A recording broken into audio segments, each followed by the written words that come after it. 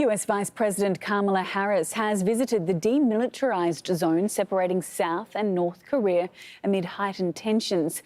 Harris earlier held talks with South Korea's President Yoon Suk-yeol, where they both condemned North Korea's nuclear rhetoric. Pyongyang fired 2 short-range ballistic missile tests just a day before Harris landed in the region. Yoon and Harris discussed strengthening their nation's alliance, as well as improving ties between Japan and Seoul. Covering this for us is Rob McBride, who's standing by for us in Paju in South Korea.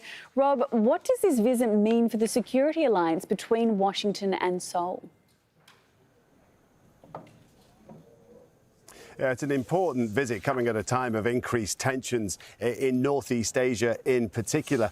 Kamala Harris at the moment is right on the DMZ. We are a few kilometres back from the DMZ, but just further up the border from here, she is at a lookout post that looks down into North Korea itself, very close to those famous blue huts of Panmunjom, the truce village. But earlier she also met with Yoon Suk-yeol of South Korea, talking about the importance of this alliance between South Korea and the United States lasting 70 years. And of course, it comes right on the back of the visit for the state funeral of Shinzo Abe in Tokyo. Again, the visit by a US Vice President showing, I think, the importance that the US places on the alliance with Japan and also with South Korea at a time of increasing tensions, and also with the increasing growth from China, of its expansionism, of its aspirations in this part of the world. We've heard from Joe Biden, the president, reaffirming his commitment to Taiwan. So this is all very much tied to shoring up support in this part of the world. And the administration here in South Korea, a conservative administration, is recommitting itself to working more closely with the United States when it comes to military cooperation. So we're seeing at the moment, for example, very large joint naval drills happening off the east coast of the Korean Peninsula involving the Ronald Reagan, one of the United States Nimitz-class aircraft carriers. It's the first large exercises taking place like that since 2017. And Rob, has there been any reaction from North Korea to Harris's visit?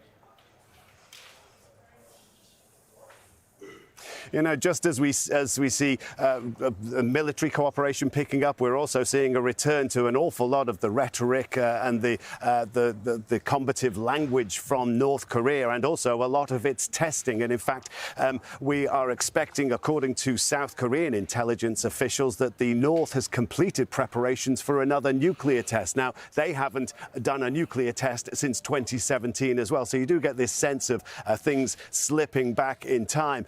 Just Wednesday evening, we had the launch of 2 more short-range ballistic missiles. There was another on Sunday. There has been continuous missile testing really since the start of this year. And it was only a few weeks ago that the North Korean leader Kim Jong-un announced that North Korea had arrived as a nuclear-armed power. It's now enshrined in law. And it's worth bearing in mind that the last major US leadership visit to the DMZ was 2019. That was President Donald Trump, when he famously walked between the blue huts, shook hands with Kim Jong-un, stepped across into North Korea at the height of all of that summit diplomacy, with hopes that we were about to see some breakthrough and having the North agree to denuclearize. I think this visit back to the usual sort of going up to the DMZ, meeting, greet the US personnel there and staring across into North Korea that you'd never actually, we are not meeting with at the moment. I think that kind of shows you where the relations have slipped to at the moment. Indeed. All right. We appreciate you breaking all down for us. Rob McBride, live for us in South Korea.